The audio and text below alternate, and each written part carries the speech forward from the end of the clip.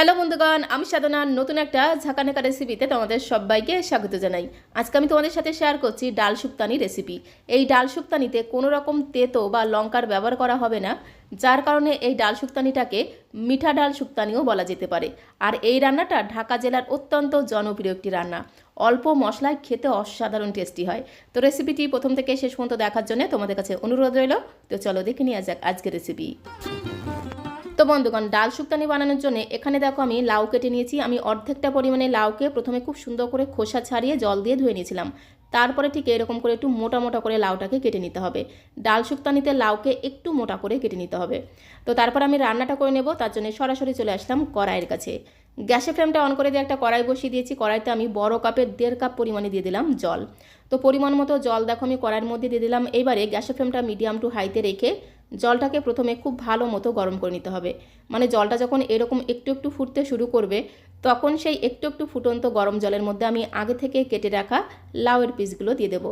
তো দেখো সমস্ত লাউয়ের পিসগুলোকে একদম ঝাঁকানাকা করে মানে ঝটপট করে কড়াইয়ের মধ্যে দিয়ে দিলাম। তো তারপর আমি এর মধ্যে দিয়ে দেবো ছোলার ডাল। এখানে আমি 100 গ্রাম ছোলার ডালকে প্রেশার কুকারে 4টে সিটি দিয়ে স্ট্যান্ডিং টাইমে রেখে দিয়েছিলাম। তো সিটি পড়ে যাওয়ার পরে ডালটাকে প্রেশার কুকারের মধ্যে স্ট্যান্ডিং টাইমে রেখে দিয়েছিলাম, যার কারণে দেখো ডালটা কিন্তু পুরোপুরি ঘেটে যায়নি, গোটা গোটা রয়েছে, অথচ খুব সুন্দরভাবে কিন্তু ডালটা নরম হয়ে গেছে। একটা ডাল আমি তোমাদের একটু চেপে দেখিয়ে দিচ্ছি, দেখো ডালটা কত সুন্দর নরম হয়ে গেছে, অথচ গোটা গোটা রয়েছে। এরকম একটু গোটা গোটা থাকলে দেখতেও ভালো লাগে, আবার খেতেও কিন্তু দারুণ লাগে। তো সমস্ত সেদ্ধ করা ছোলার ডাল বা মটর ডালটাকে কড়ার মধ্যে দিয়ে খুব ভালো করে একটু ঘোটানাটা করে মিশিয়ে নেব।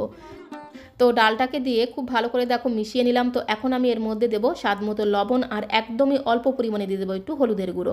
কারণ এই ডাল শুক্তানিতে হলুদের পরিমাণটা বেশি হয়ে গেলে খেতে কিন্তু একদমই ভালো লাগবে না, তার জন্যে হলুদের পরিমাণটা কিন্তু একটু কম করে দিতে হবে। তো অল্প একটু হলুদের গুঁড়ো সাথে স্বাদ মতো লবণ দিয়ে আবারও খুব ভালো করে একটু ঘোটানাটা করে মিশিয়ে নেব। আজকে আমি তোমাদের সাথে খুবই অল্প মশলায় ডাল শুক্তানি রান্না করে দেখাবো। দেখে মনে হবে খেতে কেমন হবে, কিন্তু বিশ্বাস করো খেতে কিন্তু দারুণ টেস্টি হয়। গরম ভাতের প্রথম পাতে পুরোপুরি জমে যাবে। তো নুন হলুদ দিয়ে খুব ভালো করে মেশানো হয়ে গেলে ঢাকা দিয়ে দিয়ে বেশ কিছু সময় ধরে ডালটাকে রান্না করতে হবে। যতক্ষণ না লাউটা একটু নরম হয়ে যাচ্ছে ততক্ষণ অবধি কিন্তু ডালটাকে একটু ঢাকা দিয়ে দিয়ে রান্না করতে হবে। আর মাঝখানে 2-1 বার এইভাবে ঢাকনাটা তুলে খুব সুন্দর করে একটু ডালটাকে ঘোটানাটা করে মিশিয়ে নিতে হবে। তাহলে দেখবে ডাল শুক্তানির টেস্ট আরও দ্বিগুণ বেড়ে যাবে। কারণ ডাল যত ঘোটানাটা করে মেশাবে ডাল শুক্তানির টেস্ট কিন্তু ততটাই বেড়ে যাবে। তো একটুখানি নাড়াচাড়া করে মিশিয়ে নেওয়ার পরে আবারও ঢাকা দিয়ে আরও বেশ কিছু সময় ধরে দেখো ডালটাকে রান্না করে নিয়েছি। ডালটাও কিন্তু আরেকটু নরম হয়ে গেছে, সাথে সাথে লাউটাও কিন্তু বেশ নরম হয়ে গেছে। তো ডালটাকে দিয়ে খুব ভালো করে একটু নাড়াচাড়া করে মেশানো হয়ে গেলে গ্যাসের ফ্লেমটা দেখো একদম লো করে দিয়েছি। ডালটাকে নামানোর আগে এর মধ্যে জাস্ট 1/2 চামচ দিয়ে দেবো আদা বাটা।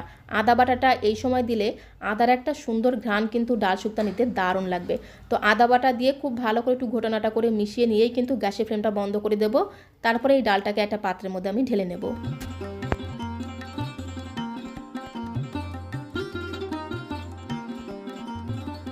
তো ডাল শুক্তানিটাকে একটা গামলার মধ্যে আমি ঢেলে নিলাম। তোমরা যদি আর একটু বেশি পাতলা খেতে চাও সেক্ষেত্রে কিন্তু এই সময় এর মধ্যে গরম জল অ্যাড করতে হবে।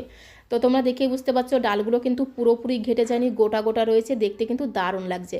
তো তারপরে কড়াইটাকে খুব সুন্দর করে একটু ধুয়ে পরিষ্কার করে নেওয়ার পরে কড়াইটা যখন একটু গরম হয়ে গেছে কড়াইয়ের মধ্যে আমি 2 চামচ দিয়ে দিলাম সর্ষের তেল। তেলটা যখন একটু গরম হয়ে যাবে তেলের মধ্যে আমি 2টো তেজপাতাকে মাঝখান থেকে একটু ঝাঁকানাকা করে ছিঁড়ে দিয়ে দিলাম। এই সময় কিন্তু গ্যাসের ফ্লেমটা একদম লোতে রাখতে হবে। গ্যাসের ফ্লেমটা একদম লোতে রেখে একটু ধীরে ধীরে সময় নিয়ে তেজপাতাগুলোকে একটু লাল লাল করে ভেজে নিতে হবে। এতে কী হবে, তেজপাতা থেকে খুব সুন্দর একটা ভাজা ঘ্রাণ পাওয়া যাবে। তো তেজপাতাগুলোকে একটু হালকা লালচে করে ভেজে নেওয়ার পরে মাঝখানটা দেখো একটু ফাঁকা করে নিলাম। তার মধ্যে আমি 1 চামচের 3 ভাগের 1 ভাগ দিয়ে দিলাম হলুদ সর্ষে ফোড়ন, তার সাথে আমি দিয়ে দেবো একটু কালো সর্ষে ফোড়ন। তোমরা চাইলে কিন্তু হলুদ সর্ষে কালো সর্ষে একসাথে মিশিয়েও ফোড়ন দিতে পারো, অথবা যে কোনো একটা সর্ষে ফোড়নও দিতে পারো। তো আমি হলুদ সর্ষে কালো সর্ষে ফোড়ন দিলাম। সর্ষেগুলোকে একটু চটপট করে ফুটতে দিতে হবে। আর সর্ষে থেকে যখন খুব সুন্দর একটা ভাজা ঘ্রাণ বেরিয়ে এসেছে তখন আমি এর মধ্যে ডাল শুক্তানিটা ফোড়ন দিয়ে দেবো। তো দেখো ডাল শুক্তানিটাকে ফোড়ন দিয়ে দিলাম, আর দেখতে দেখো কতটা লোভনীয় লাগছে, খুব সুন্দর ঘ্রাণ হয়, সাথে সাথে খেতেও কিন্তু দারুণ টেস্টি হয়।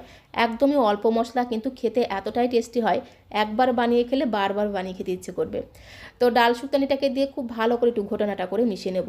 গ্যাসের ফ্লেমটা মিডিয়ামে রেখে খুব ভালো করে মিশিয়ে নিতে হবে, কারণ লাউটা আরেকটুখানি নরম হবে।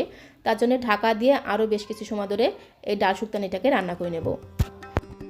এই ডাল শুক্তানিতে পড়বে না কোনো লঙ্কা, পড়বে না কোনো তেতো, একটু মিষ্টি পড়বে, যার কারণে এই ডাল শুক্তানিকে মিঠা ডাল শুক্তানিও বলা হয়। ঢাকা দিয়ে আরও বেশ কিছু সময় ডাল শুক্তানিটাকে রান্না করে নিয়েছি। লাউটা দেখো খুব সুন্দরভাবে নরম হয়ে গেছে। আর ডাল শুক্তানির লাউটাকে কিন্তু একটু মোটা করে কাটতে হবে, তাহলে কিন্তু একেবারেই লাউটা ঘেটে যাবে না। গোল হাতা দিয়ে খুব ভালো করে একটু ঘটনাটা করে মিশিয়ে নেওয়ার পরে এর মধ্যে আমি নামানোর আগে হাফ চামচ দিয়ে দেবো একটু চিনি। একটু চিনি দিলে বেশ একটু হালকা মিষ্টি মিষ্টি খেতে হবে, গরম গরম ভাতের সাথে খেতে কিন্তু দারুণ লাগবে। তো হাফ চামচের মতো চিনি দিয়ে আবারও খুব ভালো করে একটু মিশিয়ে নেব। একটুখানি মিশিয়ে নিলেই কিন্তু তৈরি হয়ে যাবে ডাল শুক্তানি। একদমই অল্প মশলায় কিন্তু খেতে কিন্তু দারুণ টেস্টি হয়। এইভাবে একবার তোমরা ডাল শুক্তানি রান্না করে কমেন্ট বক্সে লিখে জানিও খেয়ে তোমাদের কেমন লাগলো। তো দেখো গ্যাসের ফ্লেমটা বন্ধ করে দিলাম। তো এখন এই ডাল শুক্তানিটাকে একটা পাত্রের মধ্যে আমি নামিয়ে দেবো।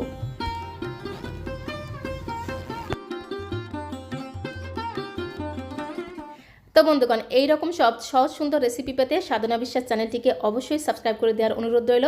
আর রেসিপিটি ভালো লাগলে একটা লাইক আর শেয়ার করে দেওয়ার অনুরোধ রইল। তাহলে যখনই এরকম সুন্দর সুন্দর নতুন নতুন রেসিপি আপলোড করব, সঙ্গে সঙ্গে নোটিফিকেশন আগে তোমার কাছে পৌঁছে যাবে। এইভাবে একবার ডাল শুক্তানি বানিয়ে খেয়ে দেখতে পারো, আশা করি তোমাদেরও ভীষণ ভীষণ ভালো লাগবে। তো আজকের মতো এই পর্যন্ত, সবাইকে অসংখ্য অসংখ্য ধন্যবাদ।